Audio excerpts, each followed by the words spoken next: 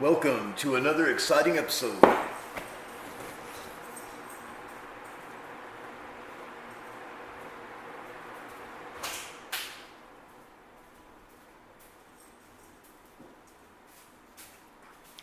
All right. Welcome to another exciting episode of You Don't Know. You don't know, huh? So don't act like you do, because then something bad might happen to you.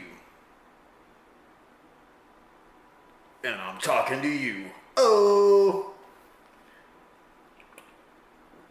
Anthropos here.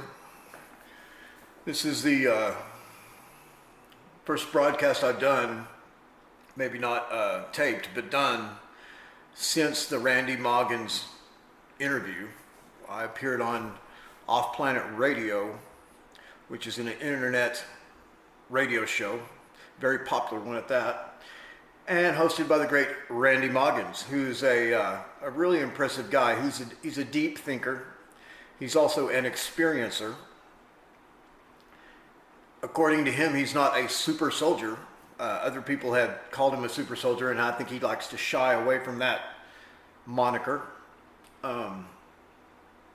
He's more on the, definitely on the intelligence side, and when it comes to these things. And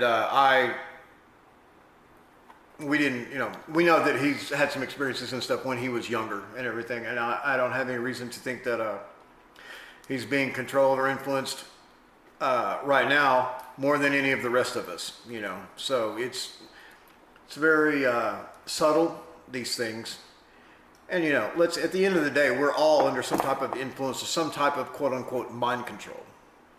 So that's the interesting thing about it. It's like everybody's on it, but there are general types of mind control and also specific types of mind control. And sometimes it's hard to tell the difference, and it's just a minefield out there when it comes to this subject, which happens to be one of the subjects, the main subjects that we have here at You Don't Know, a Basis Texas production. I am in talks with Miles Johnston about getting something going. Miles has a sense of urgency now. I think we all do. It's the playing field, or whatever you want to call it, the skillet, it's heating up. Things are starting to move rapidly. I'm liquidating some of my properties right now to get a bug out place out in the country. I figure if the shit does hit the fan, it's safer out there in the country than it is in the city, right? That's just common sense. Common sense. I'm also making plans I'm going to Peru here in a few weeks, but I'm going to have backup plans to move down there, if need be, if the shit hits the fan here. Now, not everyone can do that, obviously. That takes a great amount of resources just to get there. I mean, once you get down there, it's our money goes a long way down there in South America. It goes a long way. So, there's a number of things I'd like to discuss with y'all. I just got off the phone on a very short interview with Eric Neff, and he's a man who has been targeted. He's a targeted individual, and from what I've seen so far, I think he's real. He is the real deal. I've also been having conversations with Holly Baglio. Holly Baglio, the Super Soldier and participant in the SSP Secret Space Program, has written a book, her first book. It's called Kids in Cages or something like that. And let me tell you, it's harrowing book. It's a terrible book. And by terrible, I don't mean that it's terribly written or that it's actually a page turner. You can't put it down. What I mean is that the realities discussed in the book are terrible. I think that Holly herself would agree that it's a terrible book, but she felt like it needed to get out there. And I agree, because it's very matter of fact. It's very to the point. She doesn't, mess around. She goes straight into it and gives different stories of accounts throughout her lifetime of being a targeted individual, but also being a super soldier, of working with other people that you've for sure heard of, but she does not mention them by name in the book. And I applaud that decision, her decision to do that. at least one of them that you can kind of figure it out. I mean, she starts talking about the commander. It's like, commander, who? Commander who? Oh, she's not talking about Commander Casbolt, is she? James Casbolt, you know, of course. But, and I'm, you know, I said that. She didn't say that, but, you know, you read between the lines. Holly is, in my opinion, has her bona fides. I mean, bona fides. She was in the programs of some type of MK Ultra-like program, and I've been told, not by her, but by someone else who is very good at seeing into these perceptive worlds, that Holly, she says that Holly was involved in a Project Ibis.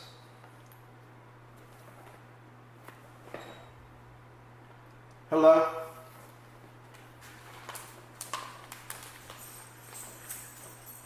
Hello, can you hear me? Hello? Oh, wait. Can you hear me? Hello? Can you hear me?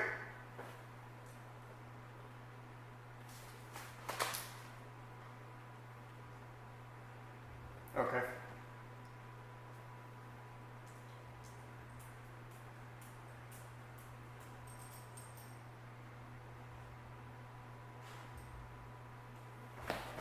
Okay, sorry about that. We're having a little bit of technical difficulty here.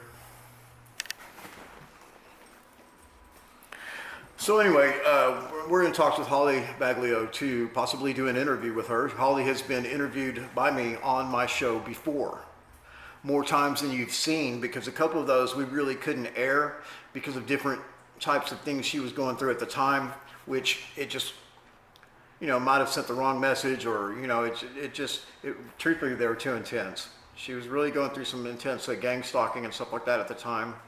Holly is a very religious person, very much convicted by Jesus Christ, and who she calls Yeshua, you know, which is, I'm assuming, the Jehovah of the Old Testament. But, you know, everyone's got their own take on these things. And if I do interview her, I'm sure you will hear about Holly's faith, which she has a very strong faith. Holly is, I'm not sure how old she is, but she's probably in her early 40s. She's a good looking lady. She's a classy lady. She's been through hell with this program, or these series of programs that she's been subjected to. In my opinion, she's 100% real. You know, she's already been checked out by me. You know, I've known her for several years now. Yeah, she's legit, and they have put that young lady through the ringer, and that's what I hate. It just really makes me mad, you know, what they've done to her. But it's really a story of a human, you know, overcoming. It's a story of hope, because she's overcome so many things, and she still has her sanity, and she's still, you know, vibrant about life and passionate about the things that she's passionate about. So it is a success story, really. And now she's written a book, and as terrible as that book may be, as far as content-wise, not writing-wise, but content-wise, it's really a good move for her to, you know, to get that out there. And it's also good for the viewers and the readers who want to get a comprehensive, or a more comprehensive idea about what this stuff is that's going on. For instance, gang stalking, targeted individuals, secret space program, mind control, Project Ibis, Project Mannequin, Project Carousel, Project Paperclip, MK Ultra. You know, these topics are some that are really bearing down on us right now. And Randy Moggins mentioned while he was interviewing me that, hey, you know, we're doing this show. It's more or less going to be about this guy's personal situation, which you probably already know something about. You know, I think he was referencing my book there, which is my third book I wrote. It's called My Family Created the National Security State. And then in parentheses, no need to thank me. And the premise of that book, the second half, is really kind of a biography of me, or different things that have happened in my life. But at the very first, it's about my family, which did create the national security state. It's a secret hidden in plain sight. My great uncle, my father's uncle, the late congressional leader George Mahon, controlled every dime of the United States defense budget for over 40 years. Every dime. That's Army, Navy, Air Force, Marines, every motherfucking dime. Wrap your head around that. Obviously things aren't like that anymore.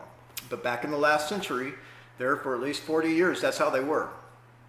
That's how they were. And he also created, with the help of others, he created some agencies that you've probably never heard of. And these are government agencies with names like the NSA, the CIA, the FBI, and NASA. And so right now I'm going to put a little screenshot up for you. This is a picture of George Mahon, then Congressman Gerald Ford, old Jerry, and also, and then second from the left is Werner von Braun, the Nazi rocket scientist. Rocket Man, Rocket Man. I can't sing any more of the song, but anyway, yeah. So my great uncle was quite a powerful person, one of the most powerful people in the world. He knew about he was also in charge of Manhattan Project. So he knew about the atomic weapon before the president did, because they needed money, not his money, money from the American taxpayers. And this money had to be approved and appropriated by the Appropriations Committee, who controlled all the money for the military for so many years back in the last century.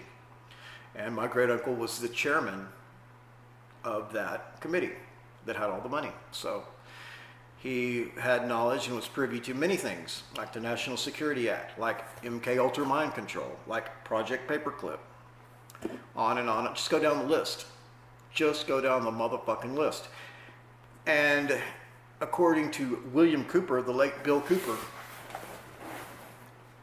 who accuses my great uncle in his book, Behold a Pale Horse, which is his biggest book ever, he accuses my great uncle of being the one who created, or had them created, the so-called dumb bases, DUMB, which stands for Deep Underground Military Base.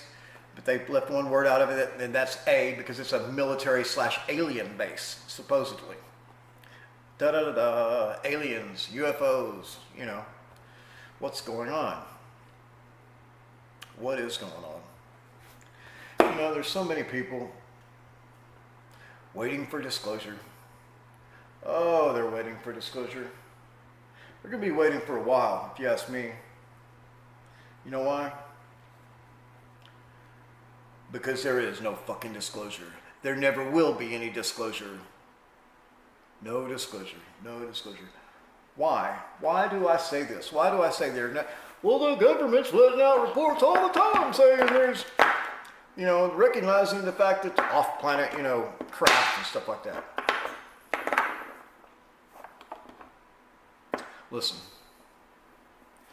For there to be a disclosure, that would require a cover-up first. In other words, that our government has covered up the existence of UFOs and everything for so many years. There hasn't been a cover-up. The stories of UFOs, aliens, flying saucers, all this shit has been crammed down our throats since before your parents were born.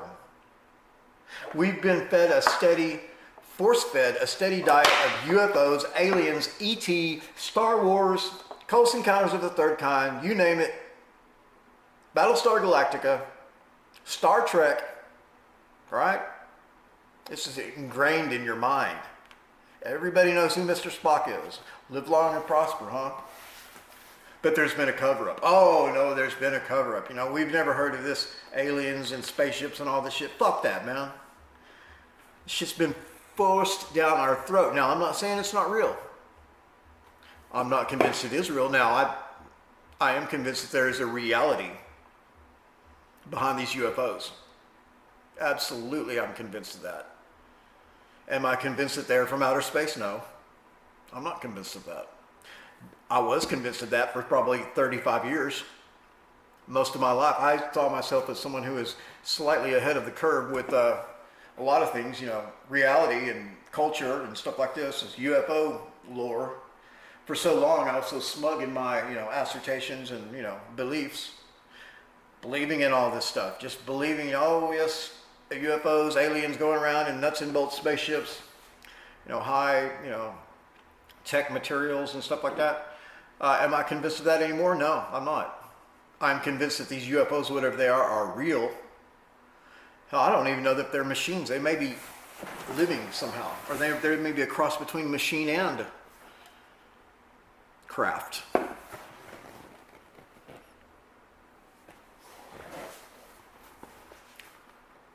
I myself have filmed some of the best quote-unquote UFO footage the world has ever seen. I've released it on YouTube. I've got several videos about it. I've got videos of me commenting on it. I'm showing the videos. I was surprised that it didn't go viral, or that hasn't been more interest in this. People are like, UFOs? Well, I hadn't seen one yet. Well, goddamn, go over to my fucking channel and look at one. I'm about 50 feet away from it.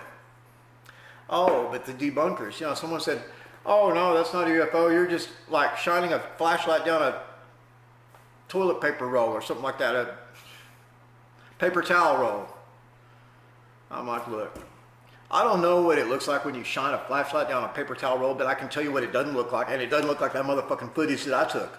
And I didn't have, I did have a flashlight with me, but I didn't have a paper towel roll, and I wasn't hoaxing it. I'm not a hoaxer. I don't spend thousands upon thousands upon thousands of dollars going to Peru, going to Mexico, going to Idaho, going to Ghost Light Road, going to Colorado, flying to Colorado, fixing to go to Peru again. I don't do this shit just so that I can perpetrate a bunch of hoaxes. All right? I just don't. This shit is absolutely real. I've been convicted and dedicated to studying these subjects my entire life, and I've always wanted to have a TV show about it, and I don't, but I've got a YouTube channel about it with tens of thousands of viewers worldwide, and that's according to YouTube analytics, so I'm not going to argue with them. Now, somebody might say, oh, well, look, I just went over there. He didn't even have 1,000 subscribers. No, I have, 915, something like that, subscribers. I didn't say tens of thousands of subscribers. I said tens of thousands of viewers, and this is according to YouTube analytics. I've seen the charts. I've seen the Excel spreadsheets. I spread them out all over the floor. There was, a year and a half ago, there was like 50 pages to hold all the data. So every fucking country in the world, just about, and countries I've never even heard of. People are watching this shit. They're watching the show that you're watching right now. I take a lot of pride in that. I'm trying to get the message out. I'm doing okay, I do feel like, and there's other people that feel like, that my show has been suppressed artificially. In other words, they're holding me down, the man holding me down, and I think that they are, but at the same time, they're letting it, I don't know. I just don't know. People are watching my videos. That's for sure. More people than ever. I wish it was more, but hey, you take what you can get, and I am, most of my viewers and listeners are in English-speaking countries. That makes sense. Yeah, that makes sense. So anyway, we're going to try to get Eric Neff back on the phone here in a few minutes, or back on a FaceTime call. I'm not sure what happened. We were mysteriously disconnected. And I'm going to have some reports for you on and some footage for you on the latest reports, some in-the-field studies I did of Gwyn towers and also cellular towers that may or may not have mind control arrays put on them in microwave transmissions and Wi-Fi and also cellular TDMA transmissions. Some of y'all know that I am an expert. I am an expert in the transmission of megapixel video imagery. I'm not considering telling you that I'm a radio expert, because I'm not, but I know a thing or two.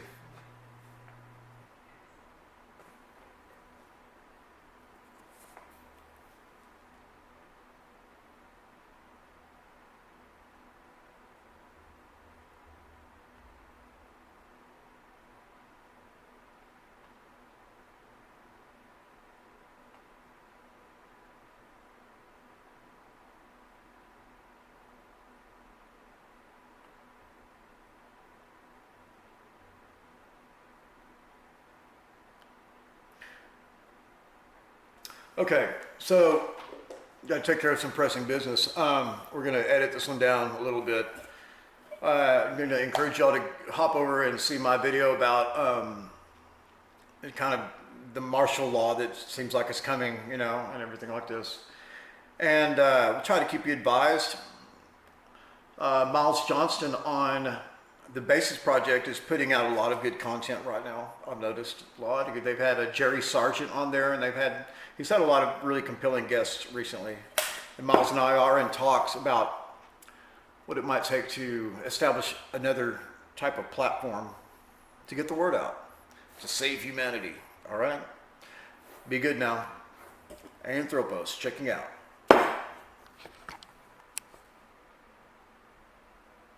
Okay, cool.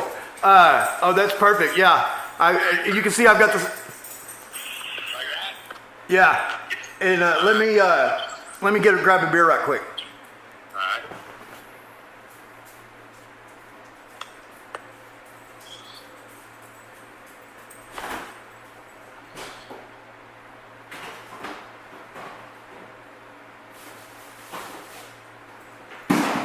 Damn it.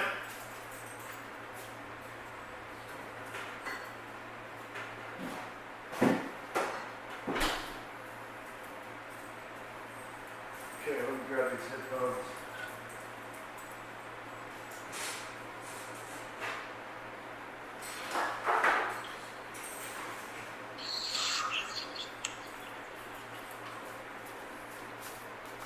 All right.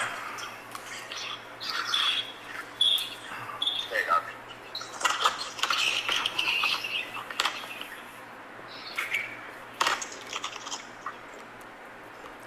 Okay, I put these headphones on so I can hear you better. Would you say something? Hey, hello? Can you hear me?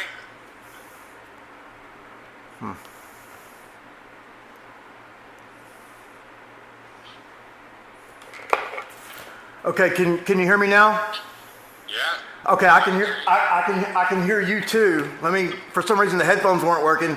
But let me just try them again.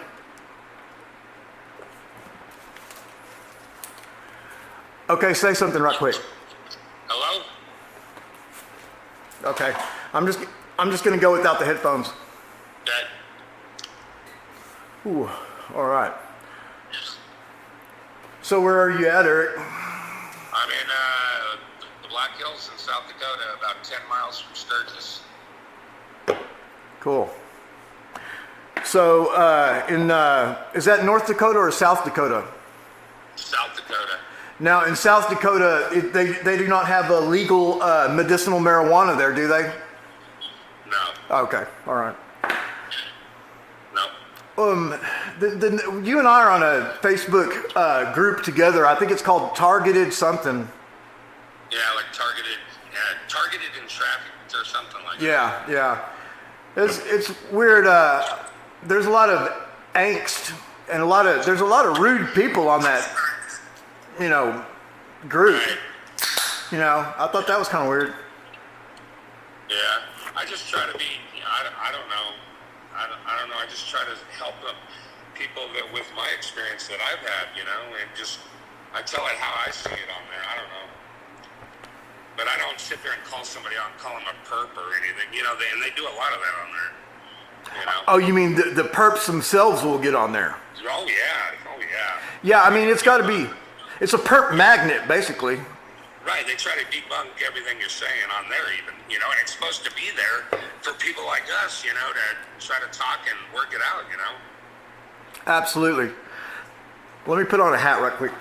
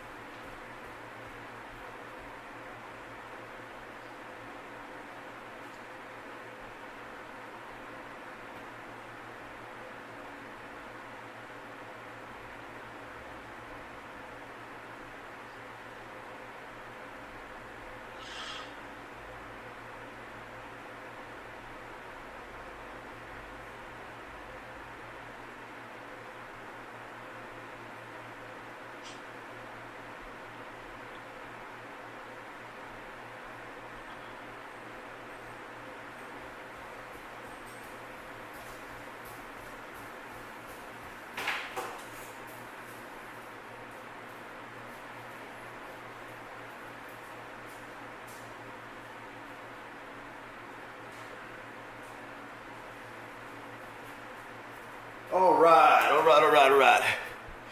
Okay, I think that'll be better. This kind of reminded me of that bag of weed I was trying to get earlier today. Now it's telling me I need to plug in the charger right